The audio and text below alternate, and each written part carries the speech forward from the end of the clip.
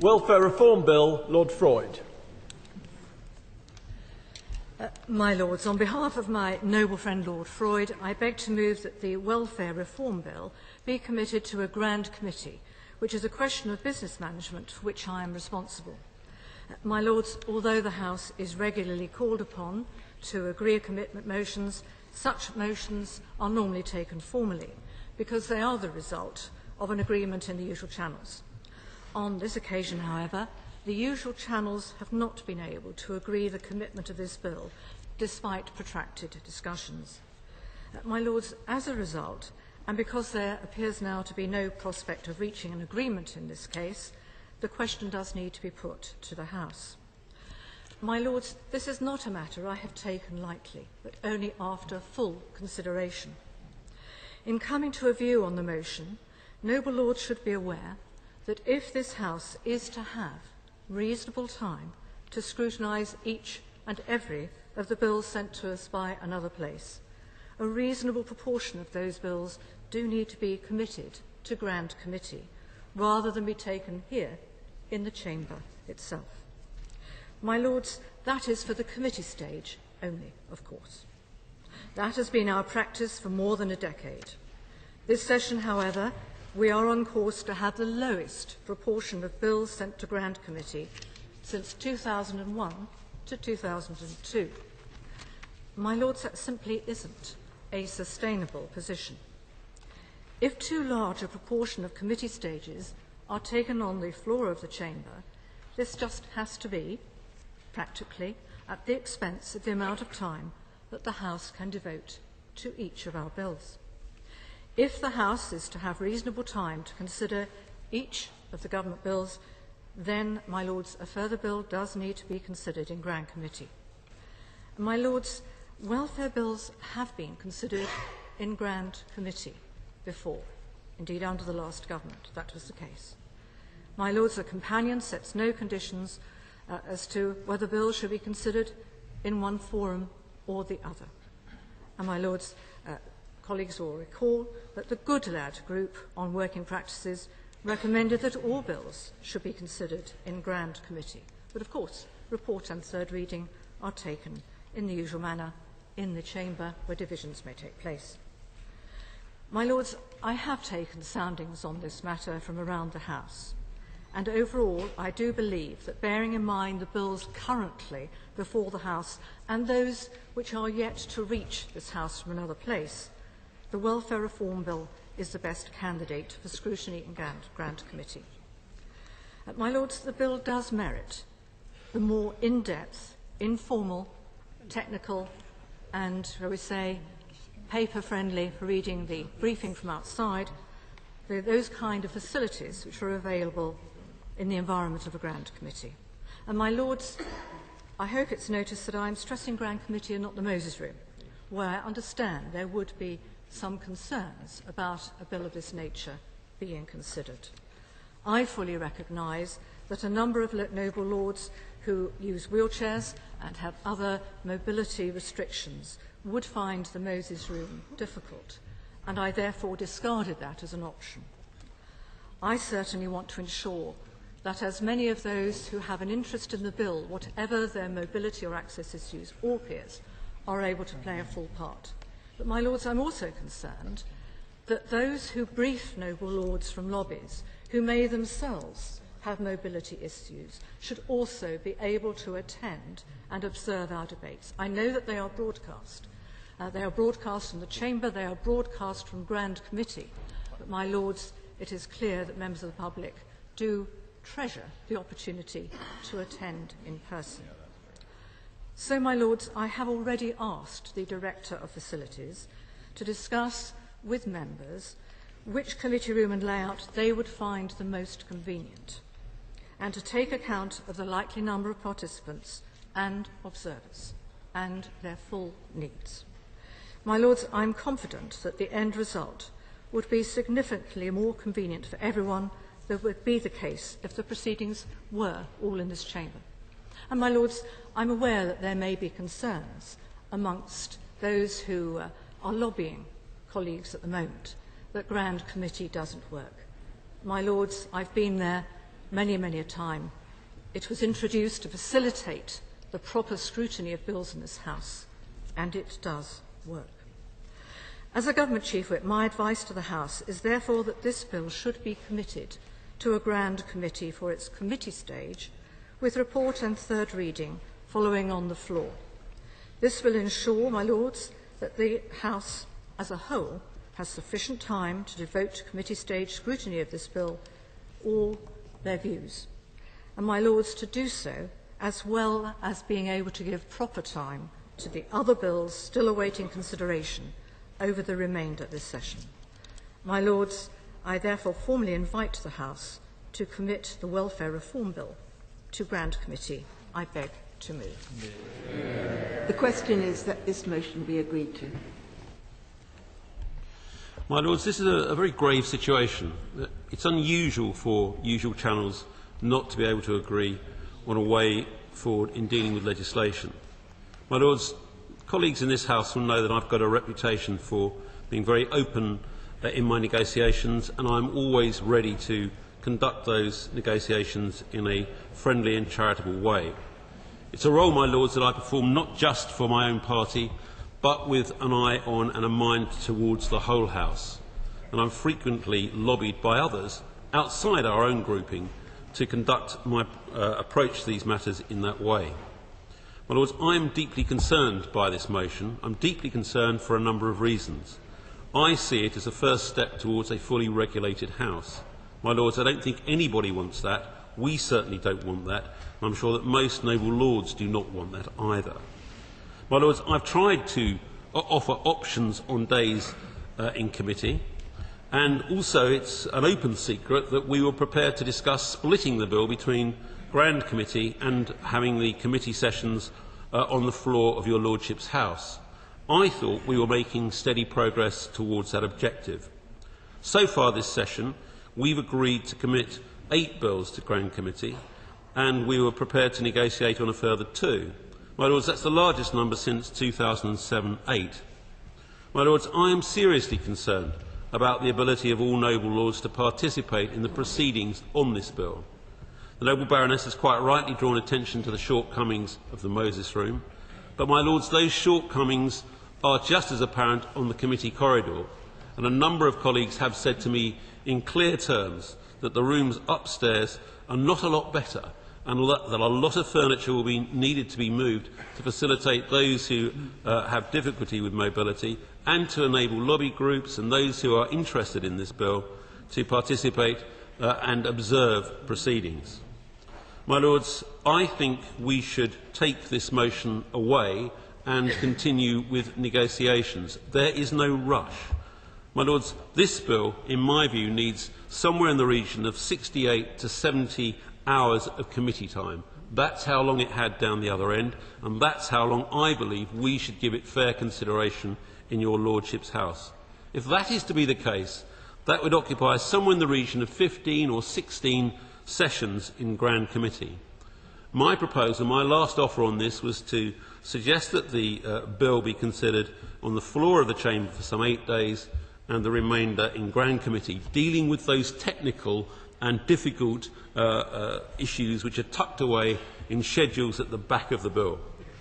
My Lords, the Government has got itself into a muddle with its legislative programme. I've said that at the dispatch box before, and I repeat it today. It's on a 2-year session at the beginning of the Parliament. It's part of a 5-year fixed-term Parliament. We've had fewer recess days than before. We've had our recess times cut away to facilitate the Government's programme. We're working longer parliamentary days. 70 of those days, I think, have gone beyond 10 o'clock, and in many instances well beyond 10 o'clock. We've had delayed bills. We've only just received the health bill for our consideration. And, my Lords, there is great concern. This is a controversial piece of legislation. Let nobody be afeard of that fact. This is a highly controversial bill. This bill deserves to be dealt with on the floor of the House. My Lords, I make my offer again to the Government Chief Whip. I'm prepared to negotiate. Is she? My Lords, I have been open to negotiation and received just the word no on this. My Lords, I welcomed the offer of the opposition to engage in discussions about splitting the bill between the Chamber and Grand Committee.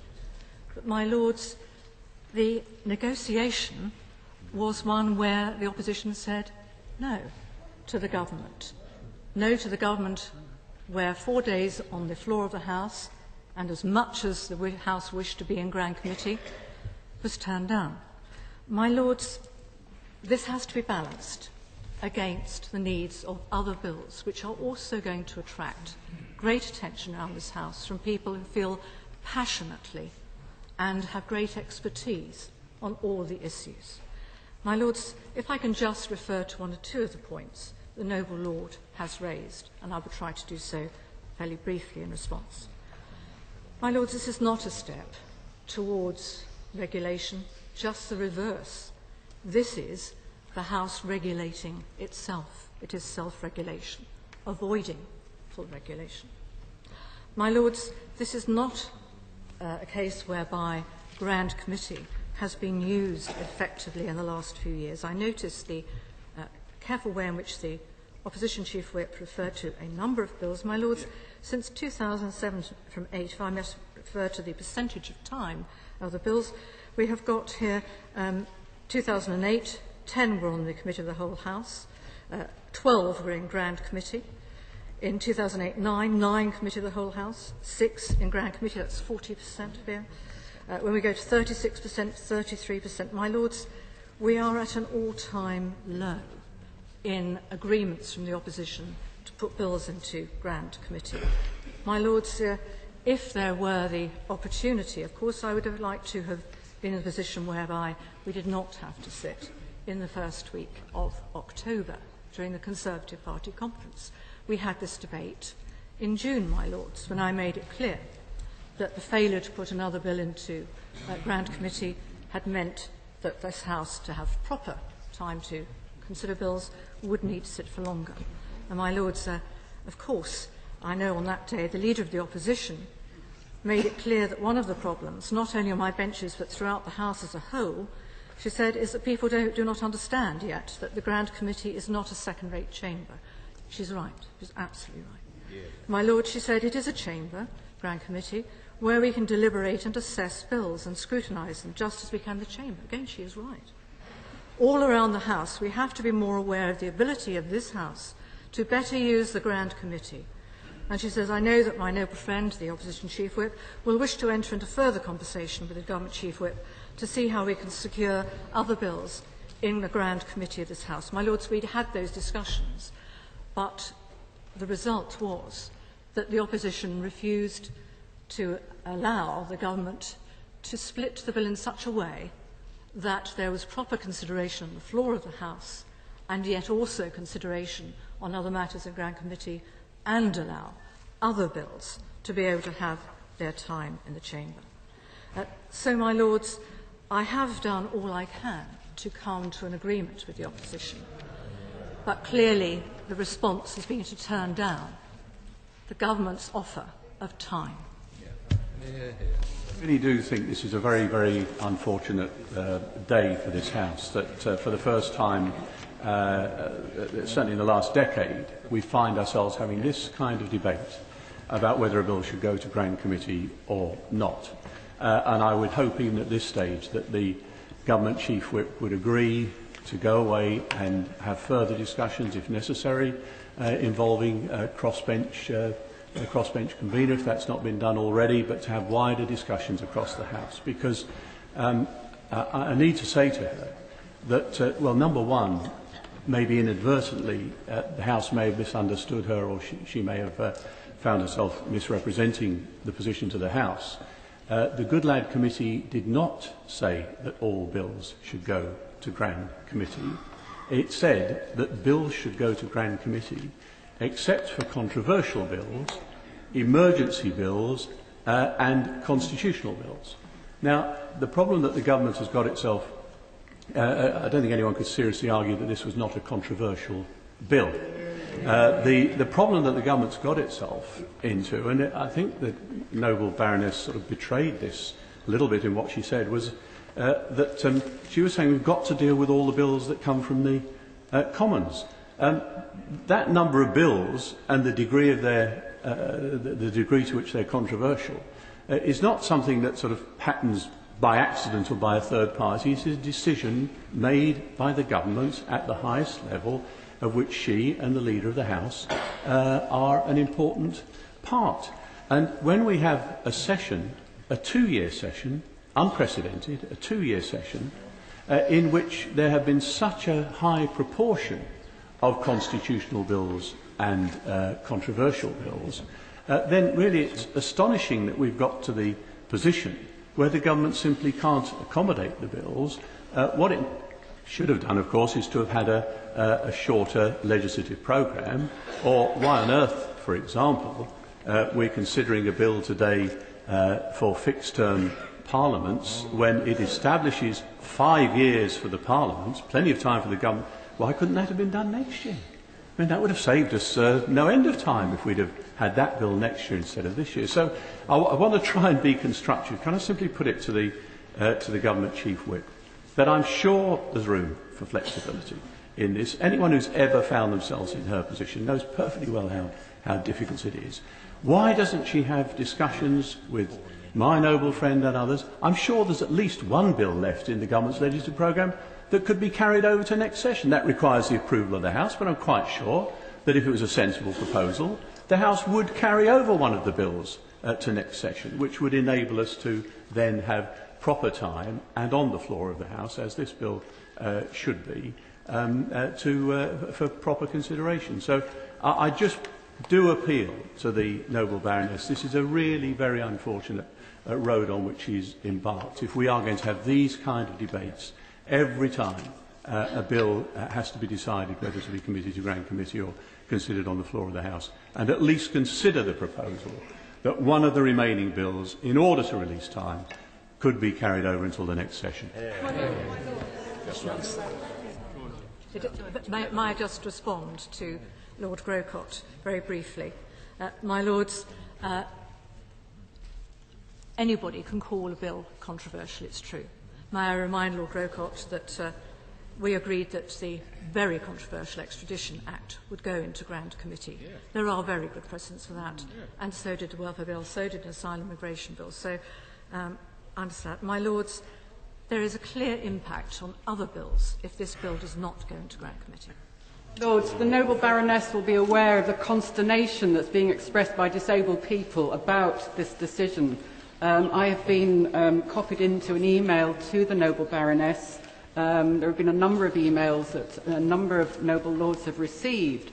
There is both a practical and a symbolic significance, I think, to this decision. I mean, I'm new to this House. I don't know the ins and outs of where committee stage is taken. But disabled people feel that their democratic right to observe the proceedings in the committee stage is being severely curtailed by any decision to take the whole of the bill at committee stage off the floor of the House. I think it's been accepted on this side of the House that some of the committee stage should be taken in Grand Committee, but there are clauses in this bill which are highly controversial. And it's not just about experts coming in, it's people who feel their lives, their livelihoods are at stake.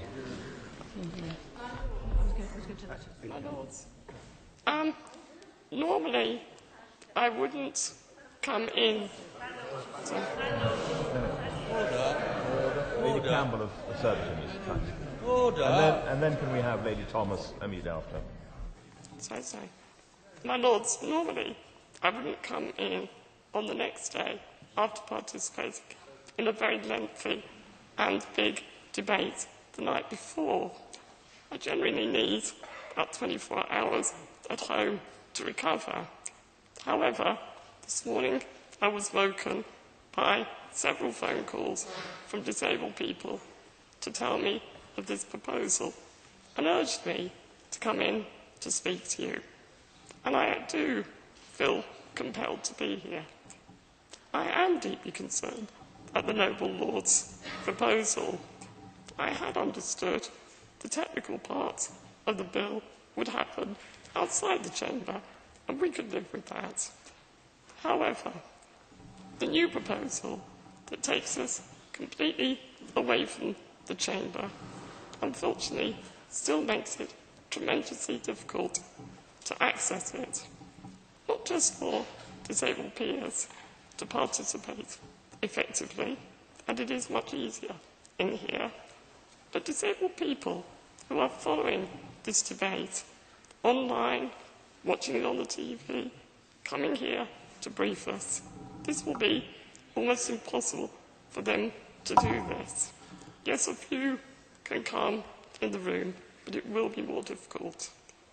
But perhaps more importantly, not to be able to test the opinion of the House, and I know it's not often done in committee, but to test it on one of the most significant pieces of legislation for disabled people, I have to say, in my adult life, is deeply disturbing. And I would ask the noble lady, the Chief Whip, to please reconsider.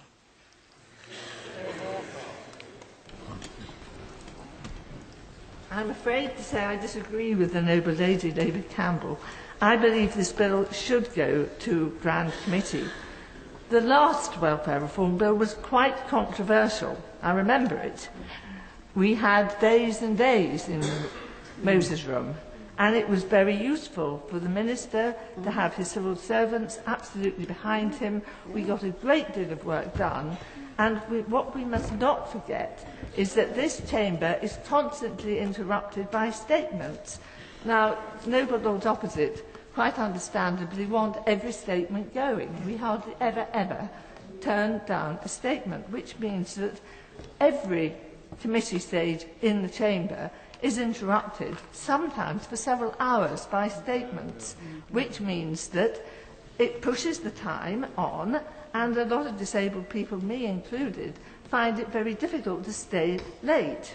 So we will probably find ourselves in the situation where there are a handful of people in the chamber debating something important, really quite late, well after 9 o'clock at night. So I think that for all those reasons, Grand Committee, on balance, is the best place for this bill. It's very, very good to see so many noble lords taking part in this bill. Yesterday was terrific, the fact that we had a really long debate. It doesn't often happen. Welfare reform bills usually have a small number of experts, but this time there were masses of people, and which was very, very welcome. However, if they can be accommodated in a suitable room upstairs, as can people, wheelchair users and people like myself who have mobility problems, and we can get members of the public in and pressure groups, if this can happen, and we can have quite a number of days, I believe the best course is to have this bill in Grand Committee. There can be no dispute in the House that this welfare bill is a very important bill. Everybody, I'm sure, agrees with that. It's important for literally millions of our citizens out there, and indeed some of our most vulnerable citizens. So it needs to be scrutinised properly, and we need to do our best to get this bill right so that it meets its objectives. Yesterday there were some 50 speakers in the second reading, which demonstrated very clearly the degree of interest and the range of interest that there are in this bill. Now, my Lords, during the years I've had the privilege to be in your Lordship's house, I've always been immensely impressed by the arrangements that we call the usual channels. I've never been a member of the usual channels, but I've always been impressed with their efficiency and their skillfulness in managing the business, including, I have to say, some complicated bills and some very controversial bills. And I'm sure that I am not alone in feeling sad that the usual channels have not been able to reach a consensus on how this important bill is to be handled. I hope I'm in order to say on behalf of the crossbenchers that I make a plea that we get back to effective use of the usual channels, because I'm sure that that is the best way to manage the business of this House. And, my Lords, let me repeat again, the business of this House in these bills is extremely important, not for parliamentary reasons alone, but for the impact that these bills have on the lives of our citizens. My Lords, in an effort to be conciliatory, would it not be possible, when considering putting a bill into Grand Committee, to allow the House to vote that in so doing, the Grand Committee shall have the right to vote? Because obviously the main difference between being in Grand Committee and here is that Grand Committee doesn't have the right to vote. And would that not be a way of easing the problem we now have? My Lords, would the noble lady, the Government Chief Whip, please accept from me that the last suggestion, well meant though it was, in my experience as a whip, would be a bit of a nightmare.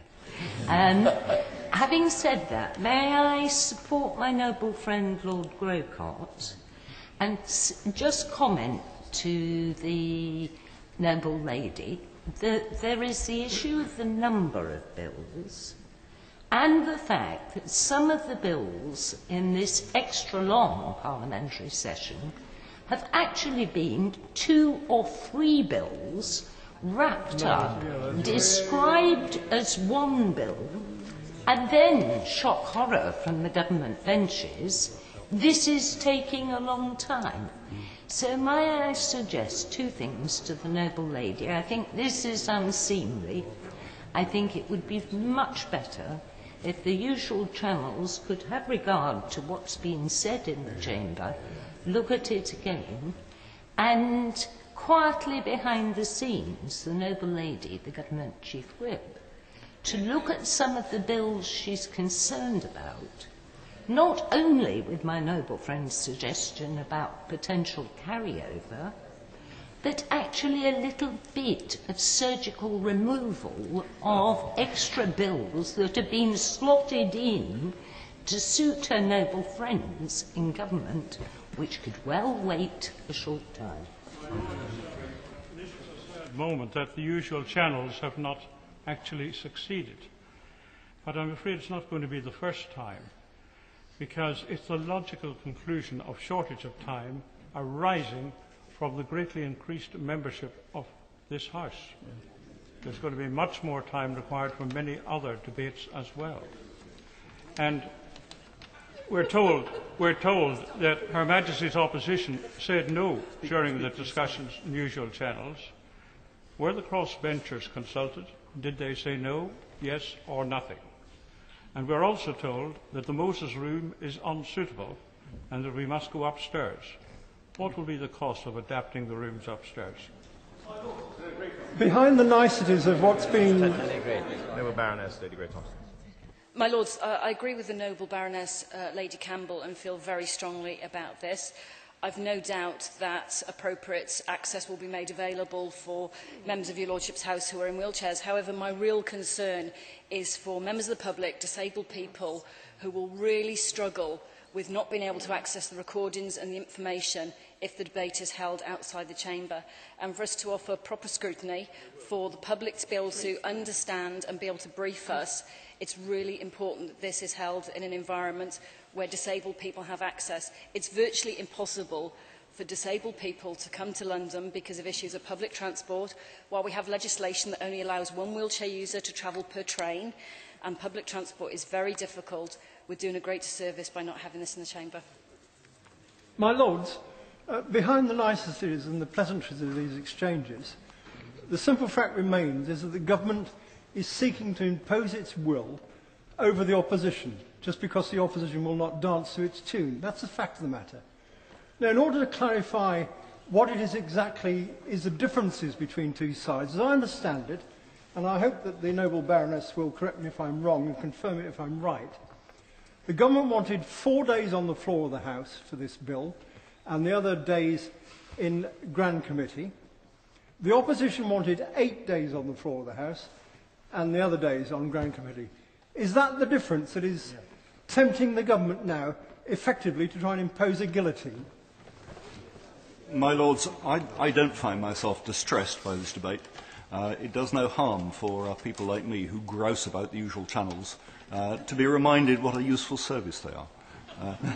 and why we don't want this to happen too often. So far as this is concerned, we've had the Education Bill in Grand Committee. It has not really been a happy experience. I mean, I agree that it is by and large an uncontroversial bill. There are certainly some twitchy bits to it.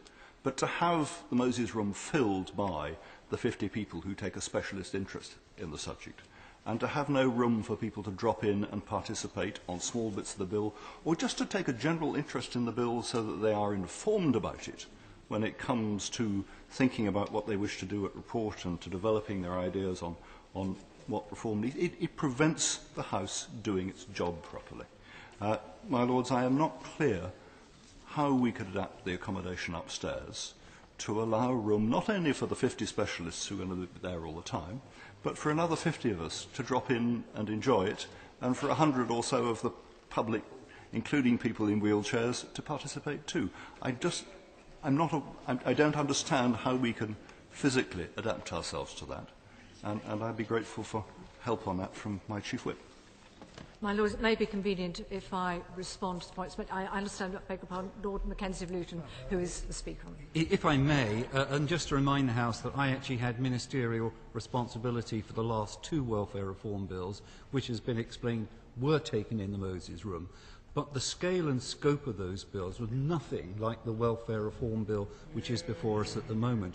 And this isn't our description, it's the government's description. The government has said this is a landmark bill, the biggest change in the welfare system since the 1940s, how important it is for the future of our country. That's the government's position on it. And therefore it does deserve enough time on the floor of the House. Anybody who listened to the debate yesterday would particularly have noted that one aspect of that bill, a big aspect of it, which is recasting DLA into a new system, has caused real consternation amongst the disabled community. Hundreds of thousands, millions of people effectively, potentially affected by it. And I think for their sakes, if nobody else, we need to make sure that we can debate that in this chamber so they have the best possible access. We did agree a split of the bill. That was agreed mostly on the basis of what was tabled by the government. I think there was one adjustment we wish to make to it. So we have cooperated. And as my noble friend Lord Corbett says, we're talking about just 4 days. 4 days. If that's what divides us, then I think we should take this away, rethink, and get back to usual channels. My Lords, there are major issues. Perhaps it might be, I think we have covered all the issues because I'm hearing the same arguments again. Arguments that are keenly felt, and I don't undervalue them, but I think it's right that I should be able to respond to those points. My greatest concern, obviously, is the one about those who wish to ensure that there's proper access for all peers, but particularly those who have mobility issues, and also for those who attend, who wish to watch, who wish to hear, who wish to understand and read. My Lords, I am assured that there is more space for wheelchair users upstairs than downstairs. That is for both peers and for members of the public. My Lords, when bringing visitors here, I'm all too keenly aware of the difficulties for members of the public in reaching the chamber, the chamber to watch upstairs. My Lords, I was concerned with the presumption that those who wish to follow our proceedings would not be able to do so properly unless they were in the chamber. My Lords, all the proceedings in Grand Committee are webcast, and I know and I watch them. So, and they're all recorded in Hansard. There is no difference in accessibility, either through the internet or through paperwork, between the chamber and Grand Committee. My Lords, there is an allegation that the government has too much legislation. Well, my Lords, I think I remember making the same allegation against the opposition when they were in government, but I did agree for controversial bills to go into Grand Committee to ensure that all bills could have proper consideration as to time. My Lords, there was a comment, of course, about the importance of scrutiny of bills. My Lords, scrutiny by members of this House is valuable and valued by me wherever it takes place, whether it is at the dispatch box opposite whether it is on the cross benches or from back benches behind and in front of me. It doesn't matter whether it is in this chamber or on Grand Committee, those arguments are as strong wherever they may be made. My Lords, the point has been made that there is little difference between us. Precisely, my Lords. The government made an offer which the opposition rejected. Our offer was to ensure that there was a split that was reasonable between Grand Committee and the Chamber, a split that would have meant peers who are interested in all the other bills have a proper opportunity to consider those bills as well. My Lords, I am convinced that it is right to ask this House to take a decision on this matter. I beg to move. The question is that this motion be agreed to. As many as are of that opinion will say content. Content. The contrary not content. Not content. I think the contents have it. Not content. Clear the bar.